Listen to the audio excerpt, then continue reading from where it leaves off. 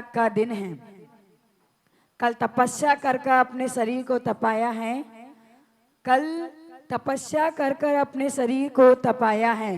आज अपने शरीर से ममत भात को छोड़कर उस त्याग को अपनाना है। आज छोड़ने का दिन है, जोड़ने का दिन नहीं है। अभी आप लोगों का आज 8वां दिन हो गया। कितने दिन हो गए हैं? 8 दिन हो गए हैं। 8 का ठाठ बहुत महत्वपूर्ण होता है। हम लोगों ने क्लास में आप लोगों को बताया था कर्म कितने होते हैं? 8। कर्म कितने होते हैं? 8। कौन कौन से? ज्ञानावर्णी, दर्शनावर्णी, वेदिनी, मोहिनी, आयु, नाम, गोत, अंतराय। ये 8 प्रकार के कर्म होते हैं। आज 8 का ठाठ है। हमें सिद्धत्व को प्राप्त करना है तो 8 कर्मों को दूर कर कर वो सिद्धत्व की यात्रा करना है। जब सुबह होती है तो सुबह होते हुए आप क्या करते हो? घर में सुबह होते हुए आप कहाँ जाते हो? बिस्तर से उठते ही बाथरूम में जाते हो।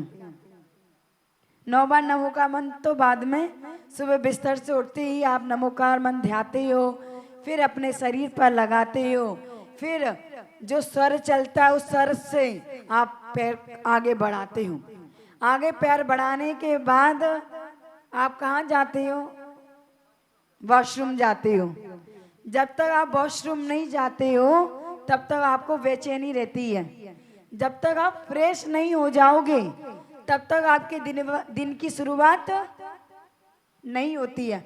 अगर आप सुबह फ्रेश होने नहीं गए तो दिन पूरा आपका बेचैनी बेचैनी बेचैनी बेचैनी। आज हमने शुद्धि नहीं की, आज हमने स्नान नहीं किया, कैसे मन लगेगा हमारे पूजा में? कैसे मन लगेगा मेरा घर में? कैसे मन लगेगा मेरा ऑफिस में? वो बेचैनी होती ही रहेगी, होती ही रहेगी। जिस प्रकार सुबह उठते हुए हमको वॉशरूम जाना पड़ता है, उसी प्रकार हमारा आज त्याग धर्म है अपने शरीर से ममत्व भात का त्याग करना। आज त्याग का भी दिन है और दान का भी दिन है। हमारे मनीषियों ने भी त्याग कर कर, कल माता जी ने कहानी सुनाई, वो मुनिराज बन गए। हमारे वृषभसेन प्रद्युम्न राजा मुनिराज बनकर तपस्या करने लग गए। लेकिन तपस्या करते करते उस चट्टान को वहां के लोगों ने जला दिया। वहां के लोगों ने चट्टान जला दी। चट्टान जलते हुए वो मुनिराज देख रहे हैं, चट्टान को जला दी। फिर भी वो मुनिराज उस जलते हुई चट्टान पर बैठकर तपस्या करने लग गए। तपस्या करते करते उन्होंने अपने शरीर का त्याग कर दिया। तपस्या से ही शरीर से त्याग कर दिया और वो सिद्ध बन गए। आज प्रद्युम्न राजा वो वृषभसेन मुनिराज बने। उन्होंने अपने शरीर का त्याग करते हुए सिद्धत्व को प्राप्त हुए। त्याग बुरी चीज का किया जाता है। त्याग अप्रिय वस्तु का होता है। आपकी कोई अप्रिय वस्तु हो उसको आप जल्दी झटक से त्याग कर देते हो। कुंद कुंद आचार समय सार में कहते हैं श्रावकों से, हे भव श्रावक, हे भव मुनिराज, उदाहरण देते हैं। बहुत अमृतचंद आचार्य की जो टीका है बहुत कठिन है, लेकिन जयसेन आचार्य की जो टीका है बहुत सरल है। जयसेन आचार्य इतने प्यार से उदाहरण देते हुए समझाते हैं, हे भव्य प्राणी, आप लोगों का कपड़ा गंदा होता है कि नहीं होता है? कपड़ा जिस प्रकार गंदा होता है और बहुत सारे कपड़े हो जाते हैं, इतने सारे कपड़े मशीन पे धुल नहीं सकते हैं। उस बहुत सारे कपड़े को आप किसको देते हो? धोबी को देते हो कि नहीं देते धोने के लिए? उस गंदे कपड़े को आप धोबी को देते हो। विचार करके रखना, वो जब धोकर धोबी लेकर आता है, धोबी के पास तो सिर्फ आपके कपड़े तो होंगे नहीं, किस किस के होंगे? पूरे नाल लगुन के कपड़े उसके पास ही जाते होंगे। पूरे नाल लगुन के कपड़े धोबी के पास जाते होंगे। उस धोबी को पता नहीं चला, अब आपके कपड़े भी धोता, कौन सी जात के कपड़े होते उसके भी धोता, वो आप तो धोने के लिए दे देते कि टाइम ही नहीं मिलता आपको। तो उस धोबी ने कपड़े दिए, धोखे से उस कपड़ा इधर से उधर हो गया। कपड़ा इधर से उधर हो गया, उसने प्रेस कर कर अनिल जी के यहाँ दे दिए, छोटू भैया के यहाँ दे दिया। कई कपड़े तो एक्सचेंज हो गए, अब उनको पता नहीं। अब अनिल भैया ने क्या किया, हमारे दादाजी ने क्या किया, उस कपड़े को पहन लिया। छोटू भैया ने क्या किया, उस कपड़े को पहन लिया। अब पता चला आपको दूसरे का कपड़ा दे दिया जाए, वो आपको महसूस होता है ये हमारा कपड़ा नहीं है, तो क्या करोगे आप? उस धोबी से गलती हो गई, कपड़ा एक्सचेंज हो गया। दादाजी का कपड़ा छोटू भैया के यहाँ चला गया, छोटू भैया के यहाँ दादाजी के यहाँ चला गया। अब उन दोनों ने कपड़े पहन लिए। पहनने के बाद उन्हें महसूस हो रहा है कि ये हमारा कपड़ा नहीं है, पता नहीं किसका कपड़ा आ गया, कह नहीं पा रहे।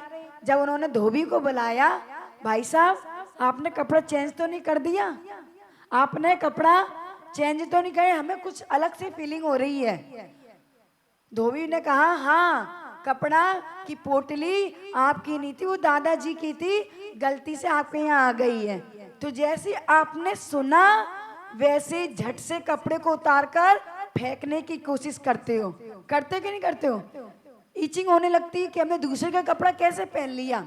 हम अपने परिवार में भाई भाई के कपड़े नहीं पहन पाते, क्योंकि क्या सोचते हैं कैसा उनका पसीना होगा, कैसी क्या बीमारी होगी। बीमारी तो नहीं कि तब भी लगता ही है ना कि कैसा कपड़ा होगा। हम लोग छोटे में 6 बहनें थे, 6 बहनें थे। बड़ी बहन के कपड़ा आ गया तो 6 बहनें पहनते थे। पहले का प्रेम ऐसा था, और आज का प्रेम एक भाई ने कपड़ा पहन लिया तो दूसरा भाई को दूसरा कपड़ा चाहिए, ऐसे ही है ना? आप लोग पहनते होंगे, लेकिन आज की युवा पीढ़ी को बोल दिया जाए कि छोटे भैया का कपड़ा पहनना है, क्योंकि आज कपड़े की दुकान बंद है, संडे है आज तो कहेंगे नहीं हमें आज कपड़ा चाहिए, हम भाई के कपड़े क्यों पहने, उतरन कौन पहनेगा? आज का समय जो देखा जाए, आज के समय में उतरन कौन पहनेगा? पहले जमाने में बहन का कपड़ा भैया हमें पहले चाहिए। तो हम लोग जब छोटे थे तो मेरी माँ बड़ी बहन के कपड़े आ गए, अब वो छोटा होगा कि नहीं छोटा होगा, तो छोटी बहन पहन ली थी, फिर छोटा होगा तो छोटी बहन और पहन ली, ऐसे ऐसे पद्धति चलती थी। हमने तो किया क्यों? कपड़ा छोटा नहीं होता है, इंसान बड़ा हो जाता है। कपड़े का साइज तो वही रहेगा, सही बात है, नीलम बहन सही से सुन रही है, तो कपड़े का साइज तो वही रहेगा, लेकिन इंसान बढ़ जाता है। तो उसी प्रकार जिस प्रकार धोबी से गलती हो जाती है, एक्सचेंज हो जाता है कपड़ा, लेकिन आपने अनादि काल से 84 लाख योनियों में कितने बार शरीर को परिवर्तन किया, तब भी आपको घिन नहीं आ रही है? बताओ, तब भी आपको इस शरीर से घिन नहीं आ रही है कि भगवान इस शरीर ने अनंत बार अनंत जीवों को धारण किया। कभी नरक में गए, कभी त्रियंश में गए, कभी देव बने, कभी मनुष्य बने, कभी सुअर बने, कभी स्त्री बने, कभी पुरुष बने, कभी ये बने वो बने, लेकिन तब भी अपने शरीर को हाँ ये मेरा शरीर है, बहुत सुंदर से सजाना है। आज सजाने का दिन नहीं है, आज त्यागने का दिन है। बंधुओं, जिस प्रकार त्याग किसके समान होता है? त्याग चावल के समान होता है, त्याग गाय के समान होता है, त्याग पेड़ पौधे के समान होता है, त्याग पीने वाली दवाई के समान होता है, त्याग पूजने के समान होता है, त्याग कांटे जो गुलाब में कांटे लगे उसके समान होता है। दान जो व्यक्ति करता है वो प्रशंसनीय होता है, और जो त्याग करता है वो पूजनीय होता है। कहते हैं ना, आप लोग पूजा में पढ़ते हो, स्वार्थ त्याग की कठिन तपस्या,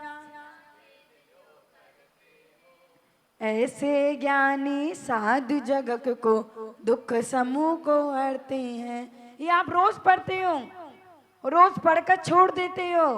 स्वार्थ त्याग की कठिन तपस्या, आज जो तपस्वी हैं उनका कोई स्वार्थ नहीं है। कल दीदी ने 3 प्रकार के तप बताए थे, वही तप को त्याग में बताते हैं। राजसिक तप, तामसिक तप और मानसिक तप। सात्विक तप, राजसिक तप और मानसिक तप। राजसिक तप मतलब अपने राज, अपना वैभव बढ़ने के लिए, अपनी तपस्या के लिए जो त्याग करते हैं। बंधुओं, जिस प्रकार ये त्याग बताए हैं, उस त्याग को ममत्व से छोड़ दोगे।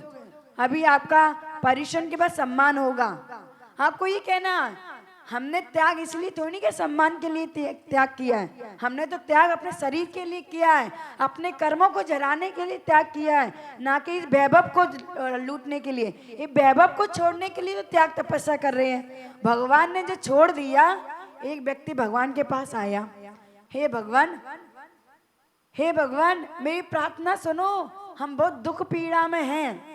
हे भगवान मेरी प्रार्थना सुनो, हम दुख पीड़ा में हैं। अब भगवान बोले तुम्हारा क्या दुख है?